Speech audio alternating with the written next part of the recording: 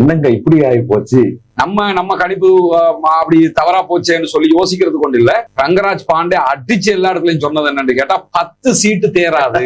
அதாவது அனுர பாணியில் விஜய் வருவது போன்று எனக்கு தெரிகிறது என்று சொன்னேன். அனுரபாணின்னு நான் இப்பயும் சொல்றேன், இது அனுரபாணின்னு சொல்லவே முடியாது. கணிப்பிட்டு சொல்றாங்க மொத்தமே அறவருக்குள்ளதான் பேசிருக்கிறாரு. ஏன்னா எந்த கூட்டத்துக்கு போனாலும் 5 நிமிஷம் கொஞ்சம் கேளுங்க, ஒரு 5 நிமிஷம் பேசிட்டு போறீங்க கேக்குறாரு. இவ்வளவுதான் பேசிருக்கிறார். சாதாரணமா சீமான் ஒரு கேள்விக்கு பதில் சொல்ற நேரம். ஆமா, சட்டசபைக்கு வந்தாச்சு, ஓட்டிங்க்கு போய் அங்க நிரூபிச்சுட்டு போயிடலாம்.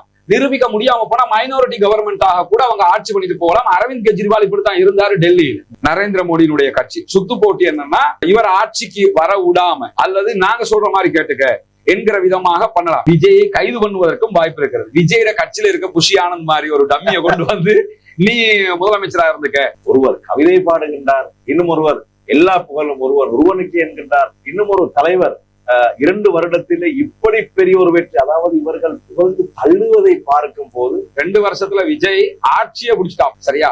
தலைவருக்கு பிறகு உங்கள்ட்ட கட்சி கிடைச்சிச்சு. இப்ப எத்தனை பேர் பார்லிமெண்ட்ல இருக்கிறீங்க? குர்பானி பிரச்சனைக்கு யாராவது ஒரு எம்பி பாராளுமன்றத்துல இத பத்தி பேசி பாத்தீங்களா? எங்களுக்கு குர்பானும் இந்த வெசக் தினம் நீங்க இப்படி வர்றதுனால, போயா டேட்டும் வர்றதுனால குர்பான்ல இப்படி ஒரு பிரச்சனை இருக்குது, இதை எப்படி சரி செய்ய போறீங்க?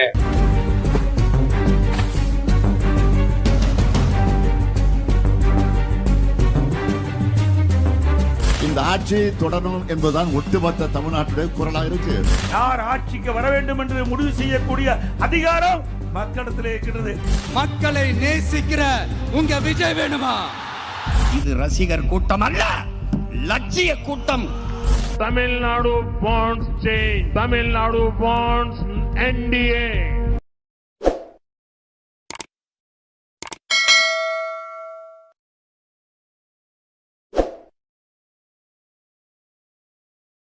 மீண்டும் ஒரு ஷார்ட் டாக் நிகழ்ச்சியில் உங்கள் அனைவரையும் சந்திப்பதில் மகிழ்ச்சி அடைகிறேன். தமிழக சட்டமன்ற தேர்தல் நிறைவுக்கு வந்திருக்கின்றது. பெருவாரியானவர்களின் கருத்து கணிப்புகள் எல்லாம் பிழையாகி இருக்கிறது. தவேகா அதிகப்படியான ஆசனங்களை கைப்பற்றி இருக்கின்றது. இப்படி இருக்க மீண்டும் ஒரு முறை சகோதரர் ரஸ்மின் MISC அவர்களை அழைத்திருக்கின்றேன். நிகழ்ச்சிக்குள் அவர்களை அன்போடு வரவேற்றுக் கொள்கிறேன். அஸ்ஸலாமு அலைக்கும் ரஸ்மின். வலைக்கும் ஸலாம் வரஹ்மத்துல்லாஹி வபரகாத்துஹு. என்னங்க இப்படி ஆகி போச்சு? சீமான் விடயத்துல கரெக்டா உங்களுடைய கணிப்பு இருந்தது, ஆனால் விஜய குறைச்சு மதிப்பிட்டுட்டீங்களே. இதுதான் என்னன்னா, சீமானுடைய ஆட்டம் என்னங்கிறது எல்லோருக்கும் தெரியும். விஜய குறைச்சு நான் மட்டும் மதிப்பிடல. ஒரு 3ஆம் சக்தி, குறிப்பாக விஜயினுடைய தேர்தல் பிரச்சாரம், அவர் ஒரு குறைவான ஏரியாவுக்கு போனது, கிராமப்புறத்துல அவருடைய செல்வாக்கு எப்படி இருக்கும்ங்கிறது, இந்த மாதிரி விஷயங்களை வச்சுக்கிட்டு பெரும்பாலான 100க்கு 99% என்ன பண்ணிக்கிட்டு இருந்தாங்கன்னா, விஜய் தாக்கம் செலுத்துவாரு, ஆனா ஆளுங்கட்சியாக வர்றதுக்கு வாய்ப்பு இல்லைங்கிறதான் சொல்லிக்கிட்டு இருந்தாங்க. நம்ம இங்க இருந்து பேசுறோம், தமிழ்நாட்டில இருந்து பல ஊடகங்களுக்கும் பேட்டிகளை கொடுக்கக்கூடிய மூத்த பத்திரிகையாளர், சாணக்கியாவினுடைய ஓனர் ரங்கராஜ் பாண்டே அடிச்சு எல்லா இடத்துலயும் சொன்னது என்னன்னு கேட்டா 10 சீட்டு தேராது அப்படிதான் சொன்னாரு. 10 சீட்டு கூட தேராது அப்படின்னாரு. அதே மாதிரி இப்ப தமிழகத்துல நமக்கு இருக்கக்கூடிய அரசியல் தலைவர்களோட தொடர்பு இருக்குது. அந்த மாதிரி தலைவர்கள் கூட என்ன சொன்னாங்கன்னா, இல்ல அவரு 15 to 20 அளவுக்கு தான் வர முடியும். அதே மாதிரி அங்க இருக்க பத்திரிகையாளர்களோட நமக்கு இருக்கிற தொடர்பு, அங்க வெளிப்படையா அவங்க பேசுறது எல்லாமே ஓவராலா அப்படிதான் இருந்தது. ஆனா நிலைமை அப்படியே தூக்கி வாரி போட்டுச்சுங்கிறது தெரியும். அதனால அந்த கணிப்பு எல்லாம் கணிப்பு தான். நம்ம கணிப்பு அப்படி தவறா போச்சேன்னு சொல்லி யோசிக்கிறது கொண்டு இல்ல. சிச்சுவேஷன் நம்ம ஜோசியம் கிடையாதுல்ல, நம்ம பால் பார்க்கல மை பார்க்கல, அப்படி ஒன்னும் மார்க்கத்திலையும் கிடையாது, யதார்த்தத்திலையும் கிடையாது. இப்படி நடந்தால் இப்படி நடக்கலாம்ங்கிறோம். அந்த அடிப்படையில வந்திருக்கு. ஆனா சீமானை பொறுத்தவரையில எல்லோருமே எதிர்பார்த்ததுதான். விஜயினுடைய வருகை யாருக்கு இழப்போ இல்லையோ, சீமானுக்கு இழப்பு. இப்ப சீமான ஐக்கிய தேசிய கட்சி மாதிரி ஆகி போச்சு. அட்ரஸ் இல்லாம போயிடுச்சு. அவரு 4ஆம் சக்தியா போயிட்டாரு. எடுத்த வாக்குல பாதிக்கு மேல அவருக்கு குறைஞ்சிருச்சு. பெரிய சதவீத வீழ்ச்சி அவருக்கு வந்துருக்கு. என்ன காரணம் என்னன்னா, நம்ம திரைப்பட மோகமா? திரை மோகம் என்பதுதான் நம்மளே ஆரம்பத்துல பேசும்போது சொன்னது. திரை மோகம் என்று மட்டும் இந்த வெற்றிக்கு பிறகு நம்ம குறைச்சி சொல்ல முடியாது. ஏன்னா திரை மோகம் ஒன்றுக்காக மட்டும் இவ்வளவு பேரும் வாக்களிப்பதற்கான வாய்ப்பு ரொம்ப ரொம்ப குறைவு. திரை மோகம் இருந்திருக்குது, அது ஓவராலா இருந்துச்சு, இல்லாம இல்லை. ஆனா திமுக மேல இருக்கக்கூடிய வெறுப்பு வெளிப்படையாக பார்க்கும்போது அங்க யாருமே அப்படி பேசுன மாதிரியும் தெரியல, வெளியில யாரும் பேசுன மாதிரியும் தெரியல. ஆனா திமுகவை வெறுத்தாங்களோ இல்லையோ, நம்ம டெய்லி ADMK அல்லது DMK ADMK போட்டு வர்றோம். ஏன் ஒரு மாற்றம் வந்துடக்கூடாது என்று கூட அள்ளி போட்டுக்கலாம். இதுல ஆச்சரியம் என்னன்னா கிராமப்புறங்கள்ல அவருக்கு வந்த வாக்கு.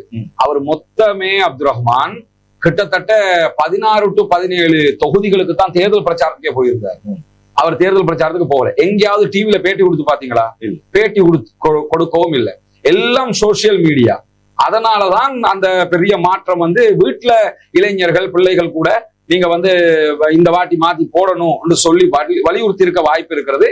இதெல்லாம் சேர்ந்துதான் இது மாற்றம் வந்திருக்கும். ஆனா இந்த மாற்றம் குளத்தூர்ல ஸ்டாலினிய தோக்கடிக்கிற அளவுக்கு வரும் என்று யாருமே நினைச்சிருக்க மாட்டாங்க. நான் மிக சரியாக கணித்தேன் தானே. அதாவது அனுர பாணியில் விஜய் வருவது போன்று எனக்கு தெரிகிறது என்று சொன்னேன். அனுரபாணின்னு நான் இப்பயும் சொல்றேன், இது அனுரபாணின்னு சொல்லவே முடியாது. ஏன் முடியாது? அதாவது இலங்கையில பாராளுமன்றத்திலே 159 பேர் இருக்கின்றார். அவர் பேச்சுக்கு சொல்றேன், இந்த பஸ்மின் ஆஜியார் போன்றவர்கள் எல்லாம் அனுர ரெல்லையில் பாராளுமன்றம் வந்தவர். அது மாதிரி அது மாதிரி இப்ப விஜயோட சட்டசபையில நீங்க பாப்பீங்க கொஞ்சம் பேரை. புரியுதா உங்களுக்கு? விஜய்க்கே தெரியாது விஜயோட சட்டசபைக்கு வந்திருக்கிறார்கள் எத்தனை பேருங்கிற என்ன மாதிரி ஆக்கலுங்கிறது. அது மாதிரி ஆக்களை கொஞ்சம் அங்கேயும் பார்க்க முடியும். அங்க இப்ப தமிழ்நாட்டு மக்களுக்கு நல்ல ஒரு காமெடி டைம் இருக்குது, இல்லாம இல்ல. நான் என்ன சொல்றேன்டா, அனுரையுடைய மாற்றத்தை இங்க ஒப்பிட முடியாது கேட்டா, இலங்கையில இந்த சினிமா தாக்கம் கிடையாது. ஃபர்ஸ்ட். ரெண்டாவது, அனுரகுமார் திசாநாயக்கங்கிறவரு அவருடைய மோகத்துக்காக மக்கள் இங்க வாக்கு போடல. ஒன்று, ராஜபக்ஷ எதிர்ப்பு வாக்குகள் வந்தது. ரெண்டாவது என்னன்னா, அனுரைக்கு இந்த வாட்டி கொடுக்கிறதா 30 வருஷமா கத்திக்கிட்டு இருக்கிறாரு, 30 வருஷமா நமக்கு முன்னாடி இருக்கிறாரு. இந்த விதத்தில் கொடுக்கப்பட்ட அனுரை வந்து ஒரு கொள்கை மாற்றம் பிரச்சாரம் பண்ணாரு, ஊழலுக்கு எதிராக நின்னாரு, இப்படி எல்லாம் பண்ணாரு. ஆனா விஜய் நீங்க எடுத்துக்கிட்டீங்கன்னா பிஜேபி எதிர்த்து அவர் பேசல. இந்த பாசிசமா பாயாசமா என்றுதான் பேசினாரு தவிர வெளிப்படையா அவர் பிஜேபி எதிர்ப்பு ஒன்ற காட்டல. அங்க திமுக எங்களுடைய கொள்கை எதிரி என்று பேசிக்கிட்டு இருந்தாரு. இவ்வளவுதான் செஞ்சுக்கிட்டு இருந்தா. மற்றபடி அவரை எத்தனை மொத்தமா எவ்வளவு நேரம் பேசியிருப்பாரு நினைக்கிறேன். ஷாக் என்னன்னு கேட்டா, விஜய் தேர்தல் பிரச்சாரத்துல கணிப்பிட்டு சொல்றாங்க மொத்தமே அரவருக்குள்ளதான் பேசியிருக்கிறாரு. ஏன்னா எந்த கூட்டத்துக்கு போனாலும் 5 நிமிஷம் கொஞ்சம் கேளுங்க, ஒரு 5 நிமிஷம் பேசிட்டு போறீங்க கேக்குறாரு. இவ்வளவுதான் பேசியிருக்கிறாரு. சாதாரணமா சீமான் ஒரு கேள்விக்கு பதில் சொல்ற நேரம். ஆமா, அவ்வளவுதான். எல்லா கூட்டத்தையும் கூட்டி கழிச்சு பார்த்தா. அப்ப இதுல இருந்து என்ன வழங்குதுன்னு கேட்டா, மக்கள் ஒரு ஏடிஎம்கே டிஎம்கே இருக்கிறோம், கொஞ்சம் மாற்றத்தை கொடுப்போம் ஒரு சாரார் விரும்பி இருக்காங்க. கடைசி கட்டத்துல முடிவெடுக்கிற ஒரு சாரார் விஜய்க்கு முடிவெடுத்திருக்காங்க. அதே மாதிரி அந்த சினிமா முகம் இருக்கு. இதுல பிரதிபலன் அவர் ஆட்சி செலுத்தக்குள்ளதான் தெரியும். சரி, எது எவ்வாறாக இருந்தாலும் ஜனநாயக முறைப்படி தேர்தல் நடைபெற்று இப்போது முடிவுகள் எல்லாம் வெளிவந்திருக்கின்றது. விஜய் முதலமைச்சர் ஆகுவார் என்ற மிகப்பெரிய நம்பிக்கை இருந்தாலும் நேற்று இடம்பெற்ற சில சலசலப்புகள், இன்றளவிலும் விஜய் இன்னும் பதவியேற்கவில்லை. இப்போது அவர் உயர் நீதிமன்றத்தை நாடி இருப்பதாக எல்லாம் செய்திகள் வருகின்றன. என்ன நடைபெற போகின்றது? இந்திய மக்கள் ஜனநாயக முறைப்படி விஜயை தெரிவு செய்திருக்கின்றார்கள். இப்போது அந்த மாற்று நடவடிக்கைகளை மேற்கொள்வது அவ்வளவு முறையற்ற விடயம். என்னன்னா, அந்த இந்திய தேர்தல் முறை இருக்குதானே, ஸ்ரீலங்காட தேர்தல் முறை விகிதாச்சார பிரதிநிதித்துவம். இந்திய தேர்தல் முறைங்கிறது தொகுதிவாரி பிரதிநிதித்துவம். அதனால அது தொகுதிவாரி பிரதிநிதித்துவம்ங்கிறது ரொம்ப டேஞ்சரான பல சிக்கல்களை உண்டாக்குற ஒரு முறை அது. இப்ப விஜய் பெரும்பான்மை பெற்றிருக்கிறார் இருந்தாலும் சட்டசபையில அவருக்கு பெரும்பான்மை இல்லை, மைனாரிட்டி கவர்மெண்ட் தான். பெரும்பான்மைங்கிறது என்ன, ஸ்டாலின் இருந்த மாதிரி இருக்கணும், என்ன யாரோட உதவியும் தேவையில்லை, எங்க ஆக்கள் இருக்கிறாங்க, நாங்க என்ன ஒரு பில்ல கொண்டு வந்தாலும் பாஸ் பண்ணிடுவோம், இப்படி இருக்கணும். இதுக்கு 118 சீட்டு வேணும். ஆனா விஜய்க்கு 118 கிடையாது. விஜயினுடைய மொத்த சீட்டு 108 சீட்டுகளை தான் வென்றுக்கிறாங்க. சரி, அப்ப உங்களுக்கு பார்த்தா இன்னும் 10 சீட்டு வேணும்ன்ற மாதிரி தோணும். இன்னும் 10 அவருக்கு தேவை, 12 தேவை. காரணம் என்னடா, அவர் 2 இடத்துல ஜெயிச்சிருக்கிறார் அவர் போட்டியிட்டு. அதுல திருச்சி கிழக்கு, பெரம்பூர். இதுல திருச்சி அவர் ராஜினாமா பண்றதுக்கு வாய்ப்பு இருக்கிறது அப்படின்னு சொல்லி சொன்னா அங்க ஒன்று குறைஞ்சிடும். அதே மாதிரி அடுத்த பக்கம் சபாநாயகருக்கு ஒண்ணு போனதுன்னு சொல்லி சொன்னா அவங்க 12 சீட்டுகளை இன்னும் சேர்த்துக்கிறாங்க.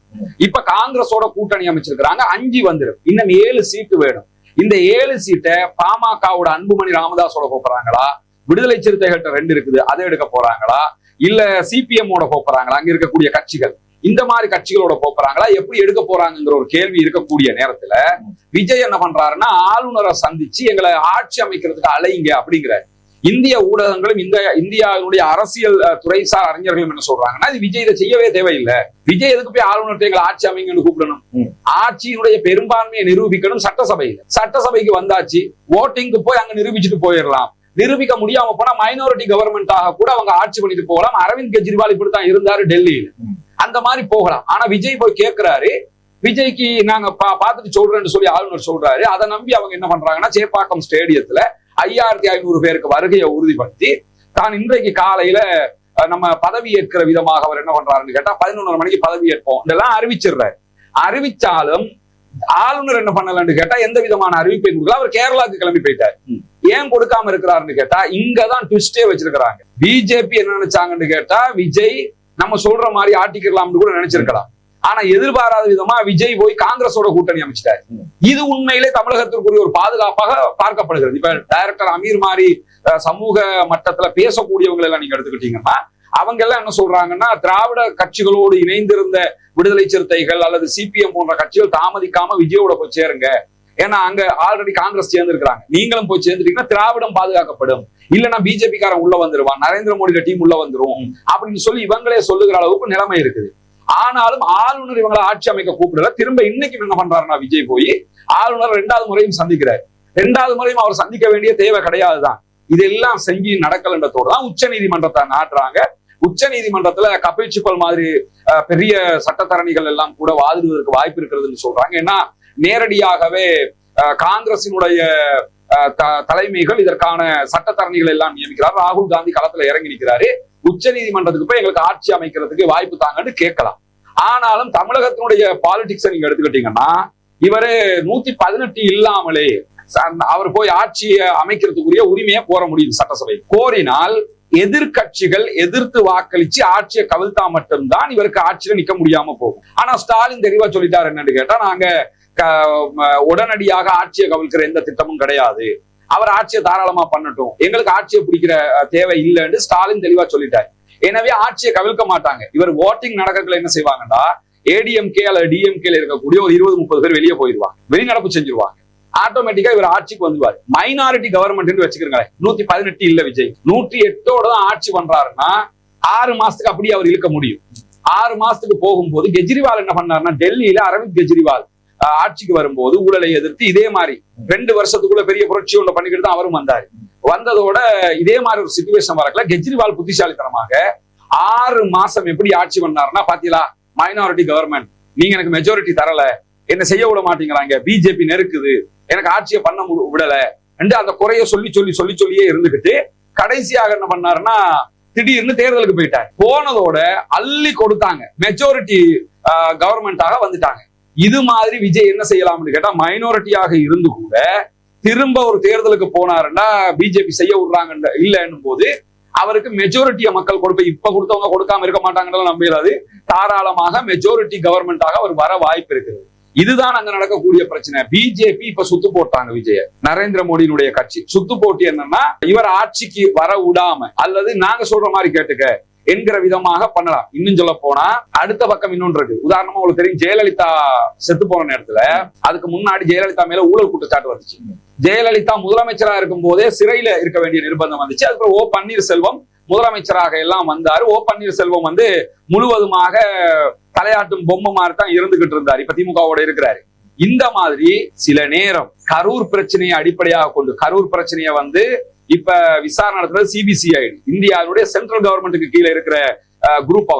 அவங்களோட விசாரணையை முடுக்கி விட்டு விஜயை கைது பண்ணுவதற்கும் வாய்ப்பு இருக்கிறது. விஜயோட கட்சியில இருக்க புஷி ஆனந்த் மாதிரி ஒரு டம்மியை கொண்டு நீ முதலமைச்சரா இருந்துக்க என்று சொல்வதற்கும் வாய்ப்பு இருக்கிறது.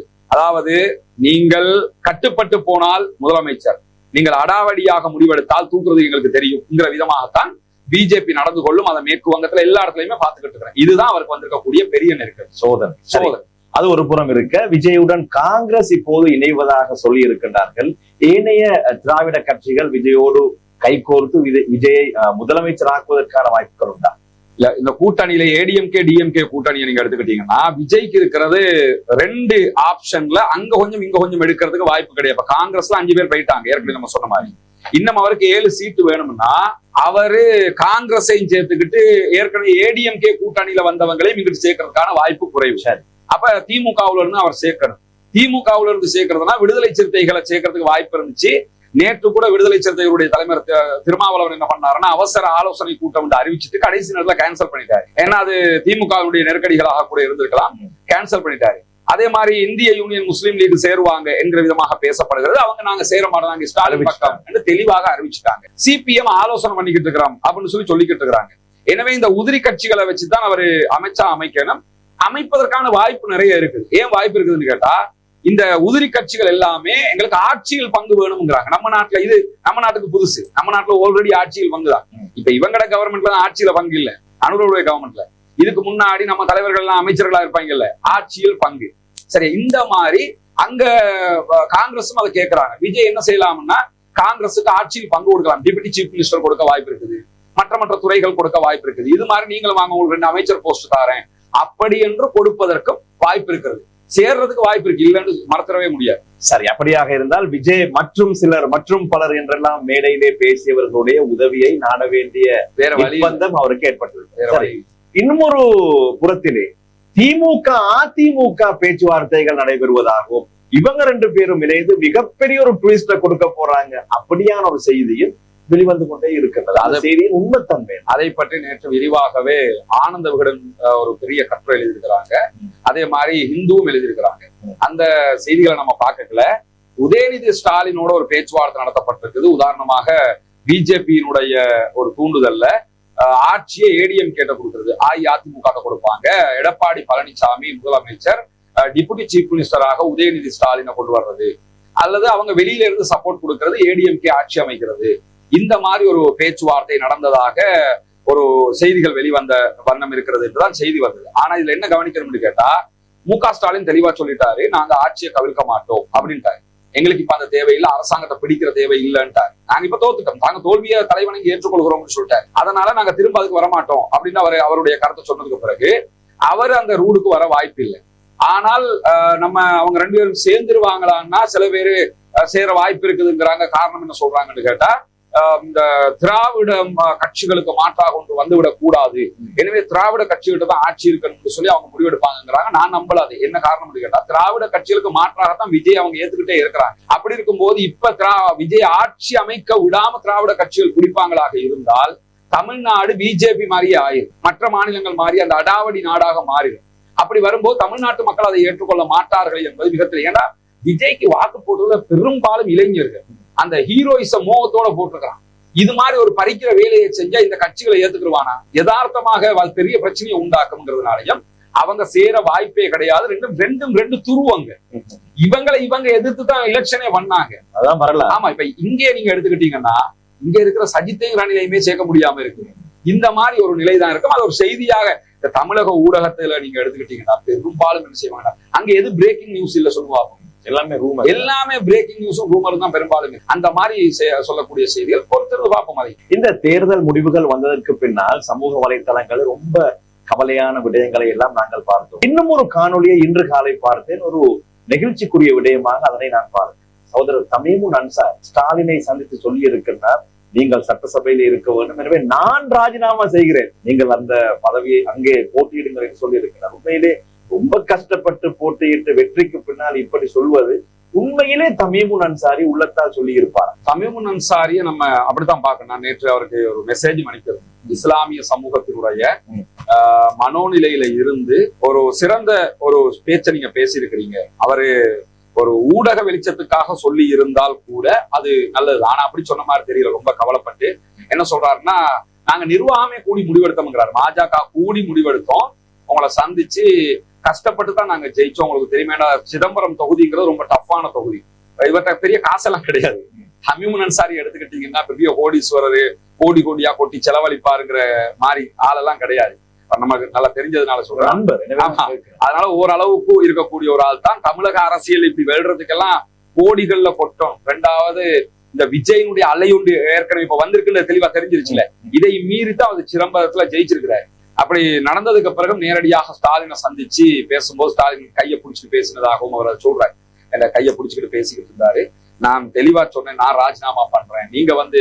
ஏன்னா அவர் என்ன உணர்றாருண்டா, ஸ்டாலினுடைய தோல்விங்கிறது பெரிய பின்னாடி அவர் எதிர்கட்சியிலேயாவது அமர்ந்திருக்கணுங்கிறது தான் இப்பொழுது தமிழக ஆய்வாளர்கள் பேசுறதுக்கு பார்க்கலாம். காரணம் என்னன்னு கேட்டா, இந்த இந்தியா கூட்டணிங்கிறது இருக்குல்ல, அந்த பாசிசத்துக்கு எதிரான கூட்டணி. ஒரு மாற்றரசை வச்சுக்கிட்டு இருந்தா அவங்கள கொல்லுவோம், கோவில் கருவறைக்குள்ள இன்னார் தான் வரணும், இன்னார் வரக்கூடாது, அதை மீறி வந்தா அவங்கள நாங்க தண்டிப்போம்ங்கிற விதமான அந்த தனம் இருக்குது இல்ல, அந்த மாதிரியான முரட்டுத்தனங்களை வந்து எதிர்க்கிற தலைவர்கள் அங்க கிடையாது. அது எல்லாத்தையுமே டம்மி பண்ணி தான் வராங்க. ஈவன் இப்ப பாத்தீங்கன்னா வெஸ்ட் பெங்கால்ல தேர்தல்ல மம்தா பானர்ஜி தோத்துட்டதாக அறிவிக்கப்படுது. மம்தா பானர்ஜி ஏத்துக்கொள்ள மாட்டேன், ஸ்டாலின் ஏத்துக்கிட்டார், அது வேற. மம்தா பானர்ஜி இன்னும் சிஎம் பதவியை ராஜினாமா பண்ண மாட்டேன் ஏனாங்கிறாங்க. என்ன காரணம்னா, நான் ஏத்துக்க மாட்டேங்க, திட்டமிட்டு இதை பண்றீங்க, ஏன்னா வெஸ்ட் பெங்கால்ல மம்தா பானர்ஜி தோல்விங்கிறது யதார்த்தத்துக்கே முரண். அவ்வளவு மக்களால் மதிக்கப்பட அங்க என்ன விஜயா போட்டிட்டாரு அப்படி பார்த்தா பிஜேபி போட்டிக்கிட்டது.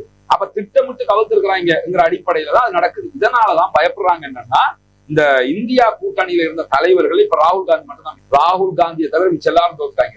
அரவிந்த் கெஜ்ரிவால் தோத்து அவரை ஜெயில போட்டு படாத பாடுபடுத்தி அவரை டம்மியாக்கி வச்சிருக்காங்க. மம்தா பானர்ஜி இப்ப தோத்ததா சொல்றாங்க. பினராயி விஜயனுடைய கட்சி தற்போது ஆட்சி இழந்திருக்கிறது. கம்யூனிஸ்டுகள் எந்த மாநிலத்திலையும் ஆட்சியில இல்லை. இங்க ஸ்டாலின் தோல்வி அடைஞ்சிருக்கிறார். இப்படி பாத்தீங்கன்னு சொன்னா பல தலைவர்கள் அங்க அட்ரஸே இல்லாத அளவுக்கு ஆக்கிட்டாங்க பிஜேபி. இன்னும் சொல்ல போனா நான் என்ன கேட்கிறேன்னு கேட்டா, மம்தா பானர்ஜி தோக்குறாங்க, அந்த மாநிலத்துல பிஜேபி ஜெயிக்குது. டொனால்ட் ட்ரம்ப் தொலைபேசியில நரேந்திர மோடிக்கு வாழ்த்து சொல்றாரு, சூப்பர் அப்படின்ட்டு. தமிழகத்துல சொன்னா கூட விஜய் ஃபேமஸ் நடிகர் அப்படி நடந்துச்சுன்னா சொல்லலாம். அதுக்கு சொல்றாரு. காரணம் என்னன்னு கேட்டா, அதுதான் அவர்களுடைய பாசிசம் அங்கே வேலை செய்கிறது என்பதற்கான எடுத்துக்காட்டு. இந்த மாதிரியான ஒரு நிலையில சம்பவம் நடந்திருக்கிறதுனால, அதாவது ஸ்டாலின் போன்றவர்கள் எதிர்கட்சியிலேயாவது இருந்திருக்கணும்ங்கிறது தான். அது தமிமுன் அன்சாரி மாதிரி ஆட்களுடைய கதை பேச்சுக்கள் மட்டுமல்ல, தமிமுன் அன்சாரியை போட்டு பல தலைவர்களும் அதை சொல்கிறார்கள். அங்க இருக்கக்கூடிய மக்கள் நீங்க சாதாரணமாக பார்க்கலாம், ஸ்டாலின் இருந்திருக்கணும் அந்த இடத்துல எதிர்கட்சியாகவாவது அவருடைய நிலைப்பாடு. நான் எப்போதுமே உங்களோடு பேசக்கூடிய நேரத்திலே இலங்கை விவகாரங்களையும் சேர்த்து பேசுவதுதான் வழக்கம். அந்த அடிப்படையிலே தமிழகத்திலே தேர்தல் நடைபெற்றது. ஜனநாயக முறையிலே விஜய் வெற்றி பெற்றிருக்கிறார்.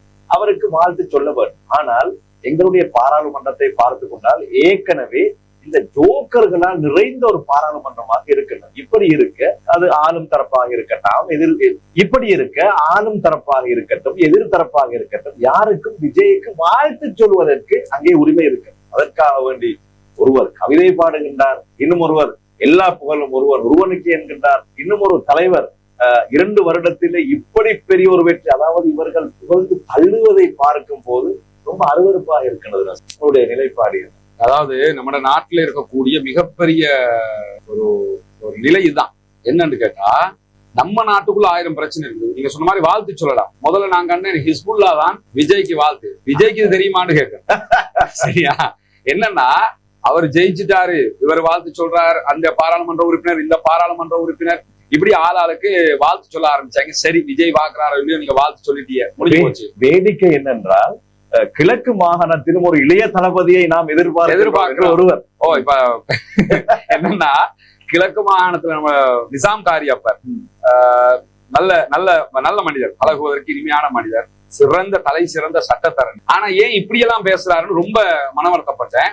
ஏன்னா ரொம்ப நம்ம அவங்களெல்லாம் பெரிய அளவுல சமூகம் மதிக்குது. ரொம்ப கவலையா இருந்துச்சு. இப்படி எல்லாம் அங்க போய் அந்த விஜயோட பாட்டை படிச்சு காட்டி, எனவே இப்படியான ஒரு இளைய தளபதியை தான் கிழக்கு மாகாண முதலமைச்சராக எதிர்பார்க்கிறது அப்படின்னா நீங்க கட்சியால சேர்ந்து படம் தான் எடுக்கணும்.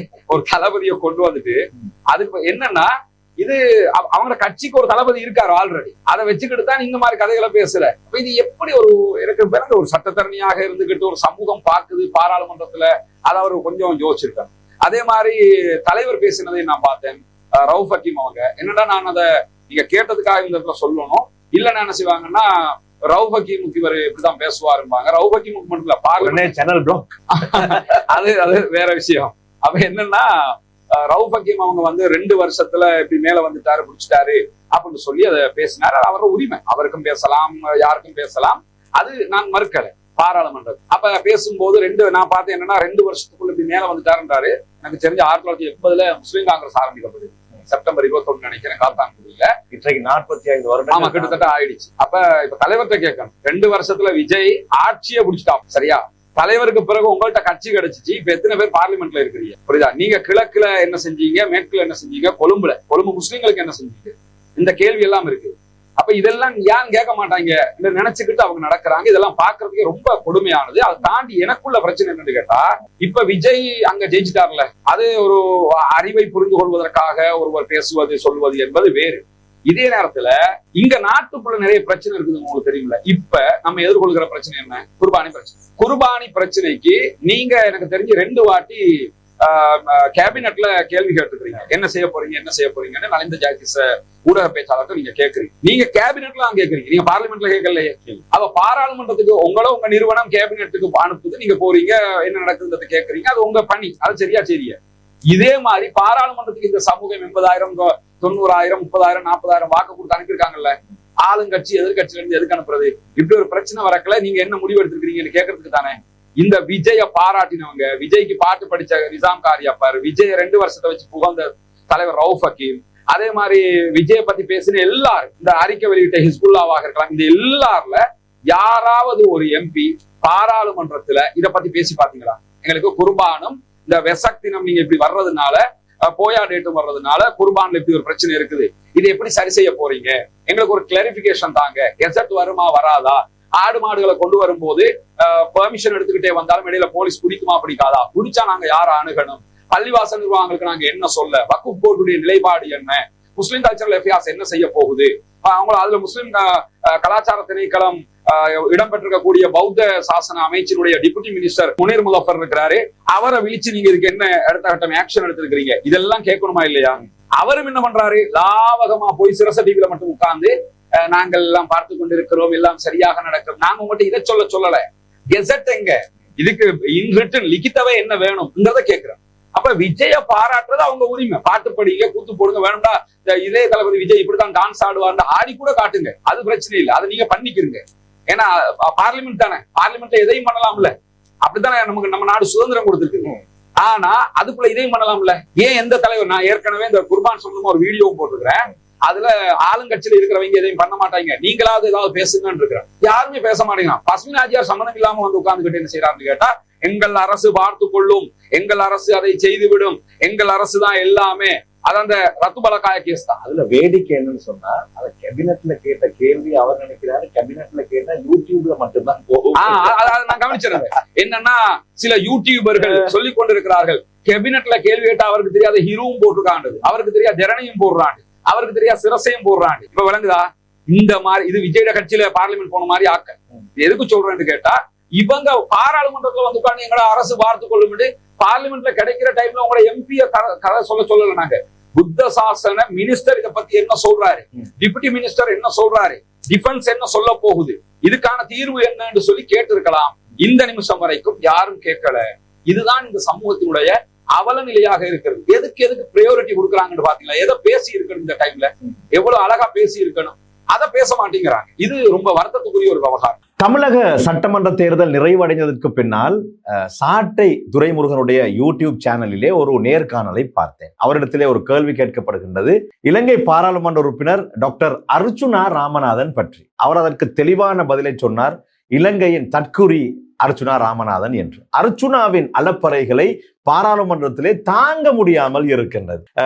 சட்டமன்ற தேர்தல், தமிழக சட்டமன்ற தேர்தல் நிறைவடைந்து விஜயின் வெற்றிக்கு பின்னால் முதல் நாளிலே அவர் பாராளுமன்றத்திலே சொல்கிறார், என்னுடைய அண்ணா வெற்றி பெற்றிருக்கின்றார், அவருக்கு கச்சத்தீவை மாத்திரமல்லாமல் யாழ்ப்பாணத்தையே கொடுத்து விடுங்கள் என்று சொல்கிறார். மற்ற நாள் வந்து சிங்கள மொழியிலே யாழ்ப்பாணம், அதாவது இலங்கை என்னுடைய நாடு, நான் அப்படி சொல்லவில்லை இப்படி சொல்லவில்லை என்று மாற்றி பேசுகிறார். கவலைக்குரிய விஷயம் என்ன தெரியுமா? அர்ச்சுனா யார தோக்கடிச்சாருண்டா, மூத்த சட்டத்தரணி சுமந்திரனை தோக்கடிச்சுட்டு பாராளுமன்றம் வந்தது. சுமந்திரனை பார்லிமெண்ட்டுக்கு அனுப்பாம இவர் ஒரு டாக்டர்னு சொல்லித்தான் பார்லிமெண்ட்டுக்கு அனுப்பினாங்க. அங்க வந்து உட்கார்ந்துகிட்டு தளபதி, அவர் பேஸ்புக்ல படுத்துற பாட்டை நீங்க பாக்கணும், தளபதி விஜய் விஜய் விஜய், அது பிரச்சனை இல்லை, அவரை உரிமையிடலாம். பாராளுமன்றத்துல வந்து நீங்க சொன்ன மாதிரி கச்சத்தீவை மட்டுமல்ல யாழ்ப்பாணத்தையும் கொடுக்க வேண்டும் அப்படிங்கிறாரு. அது சிங்கள ஊடகங்கள் அதை எடுத்து அடிச்சதோடு தான் அடுத்த நாள் வந்து என்னை சிங்கள ஊடகங்கள் திருச்சி சொல்கிறார்கள். அதுல என்ன திருச்சி சொல்ல வேண்டியிருக்கு? நீங்க சொன்னீங்க அதுக்கு திருச்சி சொல்கிறாருன்னா விளக்கத்தையா சொல்லணும்ல, அது வேற. ஆமா, அவர் என்ன விளக்கம் சொல்றாருன்னு கேட்டா, நான் அதை சொல்லல, நான் சொன்னது என்னன்னு கேட்டா, நீங்க இந்தியாவோட எத்தனை அக்ரிமெண்ட் பண்ணிருக்கீங்க, சம்பந்தம் இல்லாம பேசுகிறார். இதான் சாட்டை துரைமுருகன் சொன்ன மாதிரி நான் அந்த வீடியோ நானும் பார்த்தேன். இலங்கையில் ஒரு தற்கூரி என்று கூட சொல்லலாம் என்று சொல்லியிருந்தார். ஒரு பாராளுமன்ற உறுப்பினர்களாக இருக்கிறவங்க, அந்தந்த சமூகத்துக்காக அனுப்பப்படுறவங்க ரொம்ப மரியாதையாக நடக்கணும். அர்ச்சுனாவினுடைய விஷயத்தை பொறுத்தவரையில அர்ச்சுனாவிடத்துல பாராளுமன்றத்துல எதையும் பேசலாம்னு அவர் பேசுறார். சில விஷயங்கள் அதை வெளியே வந்து பேசுவாரா, யாழ்ப்பாணத்தையும் கொடுங்கன்னு வெளியே வந்து பேச சொல்லி பாருங்க பாப்போம். அவருக்கு எதிராக இவ்வளவுக்கும் எத்தனை வழக்கு விழுந்திருக்கு, அது வெளியே வந்து அங்க எதனாலும் பேசிட்டு இருக்கிறாங்க. எனவே அந்தந்த சமூகங்கள் வாக்களிக்கும் போது நம்ம இளைஞர்கள், நம்முடைய மக்கள் ரொம்ப அரசியல் படுத்தப்பட வேண்டிய கட்டாயம் இருக்குது. என்னன்னு கேட்டா, அரசியல் படுத்தப்படவில்லை என்றால் சீனியராக இருக்கிற தேவையான தலைவர்கள் காமெடி பீஸுகளாக மாற்றப்படுவாங்க, காமெடி பீஸுகளாக இருக்கிறவங்க தலைவர்களாக மாற்றப்படுவாங்கங்கிறத நம்ம புரிய முடியுது. அந்த மாதிரி ஒரு நடவடிக்கை அவர் நடக்கிறாரு. இது பாராளுமன்றமாக இல்லைன்னு சொல்லி சொன்னா இவ்வளவுக்கும் வழக்குல போய் தலைவர் நின்றுப்பாரு. பொறுத்திருந்து பார்ப்போம். பொறுத்திருந்து பார்ப்போம். எது எவ்வாறாக இருந்தாலும் ஜனநாயக தேர்தல் நடைபெற்றிருக்கின்றது தமிழகத்திலே. விஜய் வெற்றி பெற்றிருக்கின்றார். அவர் ஆட்சி அமைத்ததற்கு பின்னால் நாங்கள் ஏனைய விடயங்களை பார்ப்போம். ஆனால் ஒன்றை மிக உறுதியாக கூறிக்கொள்கின்றேன், விஜய் ஆட்சி அமைத்ததற்கு பின்னால் தமிழக சட்டமன்றத்திலே பல அர்ச்சுனா ராமநாதன்களை பார்க்கலாம் என்பது மாத்திரம் உறுதி என்பதை ஞாபகப்படுத்திக் கொண்டு இந்த நிகழ்ச்சியில் இருந்து விடைபெற்றுக் கொள்கின்றேன். ரஸ்மினுக்கு நன்றிகளை கூறிக்கொண்டு மீண்டும் இன்னும் ஒரு நிகழ்ச்சியில் உங்கள் அனைவரையும் சந்திக்கும் வரை உங்கள் அனைவருக்கும் நன்றி.